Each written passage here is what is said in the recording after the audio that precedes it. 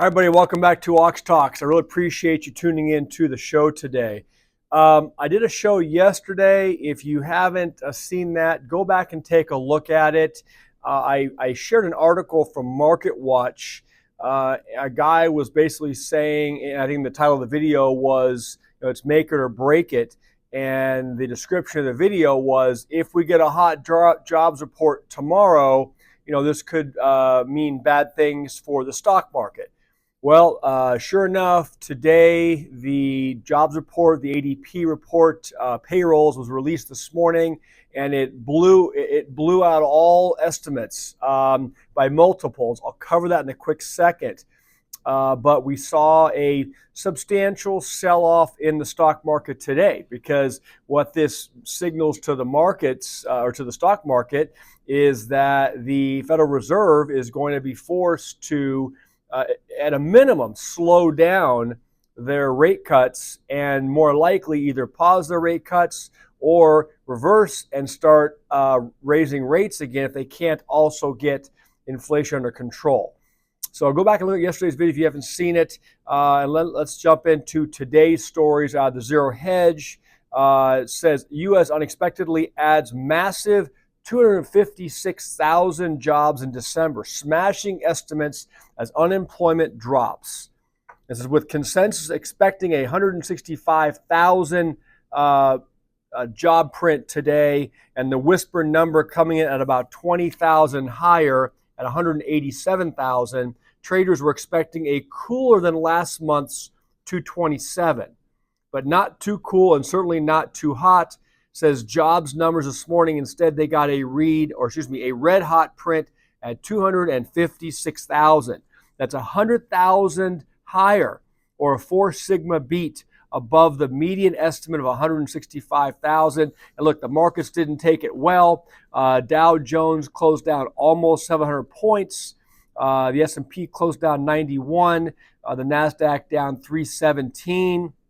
A good friend of mine who is all in the markets on the long side lost about $63,000 today. He just texted me not too long ago.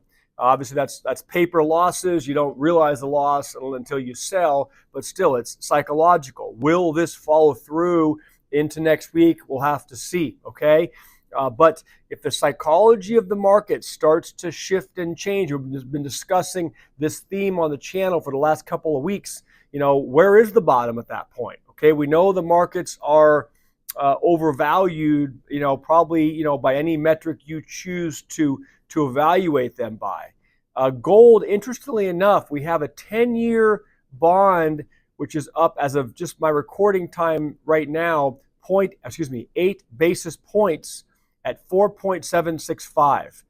And yesterday, the article I shared with you, the guy said, hey, if we get a hot jobs report over 200,000, he predicted the market would sell off 2% on the S&P, and he predicted that the 10-year would spike to 4.8%. We didn't get a 2% sell-off. It was something less than that, 1.25%, 1.5%. But that 10-year bond yield's pretty darn near close to 4.8, 4.765. That's, moving its way back to 5%, folks, okay?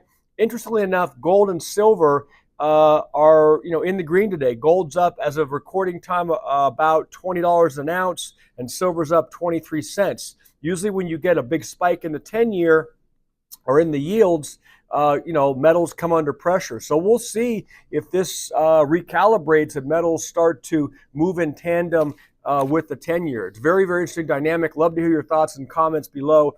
I'm not an economist, just sharing with you my personal thoughts on this stuff.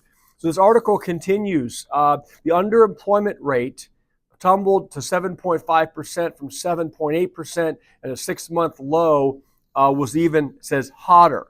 Healthcare added 45,000 jobs. Retail added 43,000 jobs. Government employment continued to trend up, 33,000 jobs. Social assistance increased by 23,000, and employment and leisure hospitality changed a little in December, up 43,000. It says, finally, if in case it wasn't clear, absent a major shock, the Fed's easing cycle is now over, as we said a month ago. Okay, or as we said a month ago. So that's the theme here. That's what triggered the sell-off in the markets today. Second article from Zero Hedge says rate cut hopes plummet after strong payrolls. Says with signs that inflation is stubborn, if not turning higher, in response to people buying goods ahead of potential tariffs, etc., with limited hopes of containing the deficit and labor market that at least officially remains strong, the Fed, it says, will be very slow to make the next cut. We've argued that the neutral rate may be as high as 4% in this environment and see no reason to lower that. The Fed's target rate, as you know, has always been this magical 2%.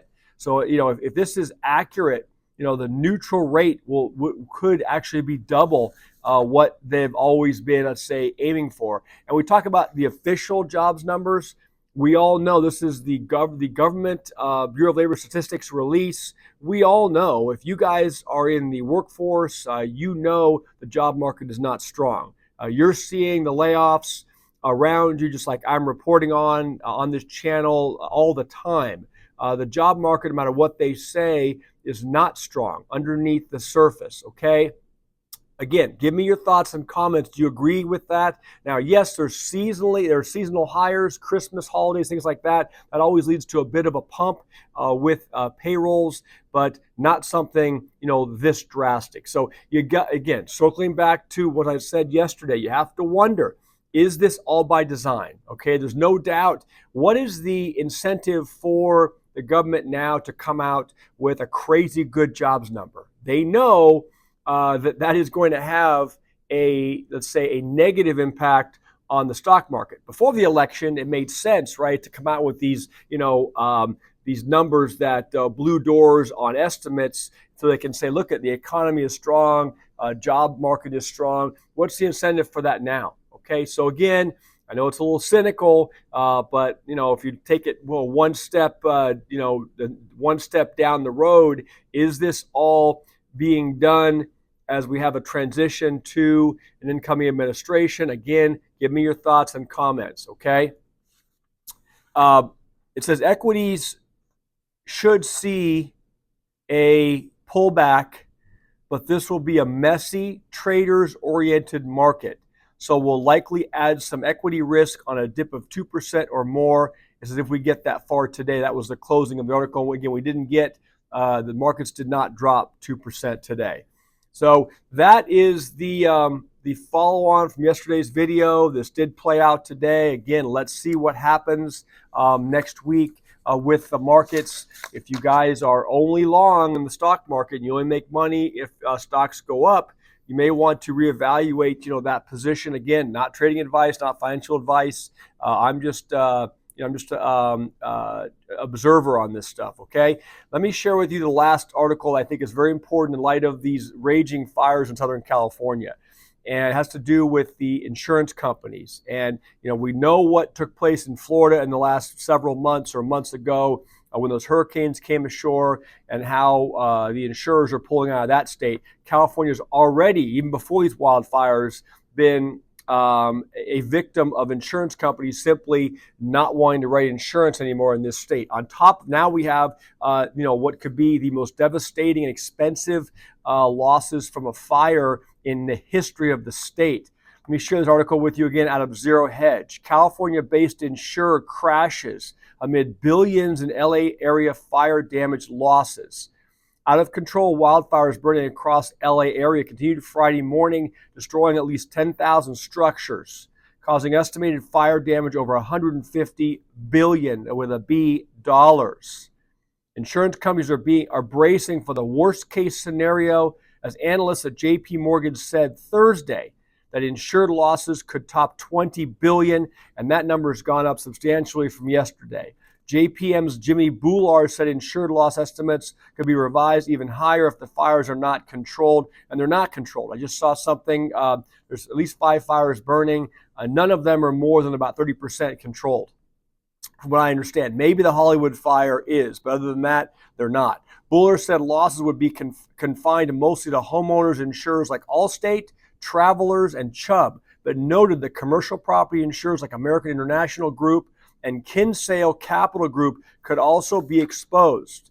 Shares of Allstate, it says, dropped 5% in pre-market trading. Travelers fell 4%, Chubb fell 4%, AIG fell 3.5%, and Kinsale fell 1%.